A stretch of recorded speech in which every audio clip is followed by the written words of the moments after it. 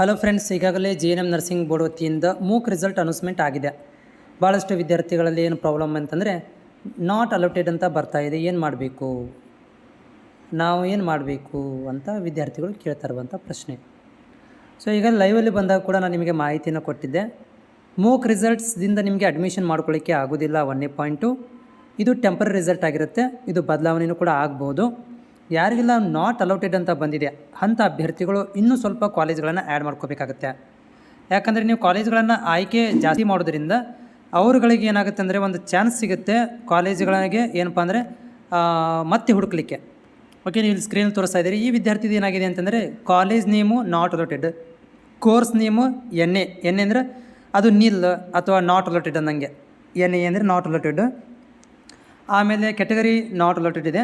Rank number ಕೂಡ not allotted. ಯಾಕಂತಂದರೆ ರ್ಯಾಂಕಲ್ಲಿ ನಿಮ್ಗೆ ಸೀಟ್ ಸಿಕ್ಕಿಲ್ಲ ಅಂದಮೇಲೆ ರ್ಯಾಂಕನ್ನು ಕೂಡ ಅವರಿಗೆ ಹೇಳೋದಿಲ್ಲ. ಸೊ ಈ ಥರ ಇರುವಂಥ ಅಭ್ಯರ್ಥಿಗಳು ಮತ್ತೆ ಆಪ್ಷನ್ ಎಂಟ್ರಿ ಮಾಡ್ಬೋದು, ಎಡಿಟ್ ಮಾಡ್ಬೋದು. ಎಡಿಟ್ ಮತ್ತು ಆಪ್ಷನ್ ಎಂಟ್ರಿ ಮಾಡಲಿಕ್ಕೆ ಲಿಂಕ್ ಓಪನ್ ಇದೆ, ಇಲ್ಲಿ ನೋಡ್ಬೋದು. ನಾನು ಕ್ಲಿಕ್ ಮಾಡ್ತೀನಿ, ನಿಮಗೆ ತೋರಿಸ್ತಾ ಇದ್ದೀನಿ ನೋಡಿ. OTP ಹೋಗುತ್ತೆ ಮತ್ತು ನೀವು ಕಾಲೇಜ್ಗಳನ್ನು ಸೇರಿಸಿ. ನಿಮಗೆ ಫೈನಲ್ ರಿಸಲ್ಟ್ ಬರೋದು ಯಾವಾಗಂದರೆ 25ನೇ ತಾರೀಕಿಗೆ ನಿಮಗೆ ಫೈನಲ್ ರಿಸಲ್ಟ್ ಬರುತ್ತೆ. ಅಲ್ಲಿ ತನಕ ನೀವು ನಾಳೆ ತನಕ ಆಪ್ಷನ್ ಎಂಟ್ರಿ ಇದೆ. ನಾಳೆ ಸಂಜೆ ತನಕ ನಿಮಗೆ ಆಪ್ಷನ್ ಎಂಟ್ರಿ ಇದೆ, ಆಪ್ಷನ್ ಎಂಟ್ರಿ ಮಾಡ್ಬೋದು. ಸೋಮವಾರ ದಿನ, ಇದು 25ನೇ ತಾರೀಕಿಗೆ, ಸೋಮವಾರ ಅಲ್ಲ 25ನೇ ತಾರೀಕಿಗೆ ನೀವು ಫೈನಲ್ ರಿಸಲ್ಟ್ ಅನೌನ್ಸ್ಮೆಂಟ್ ಆಗುತ್ತೆ.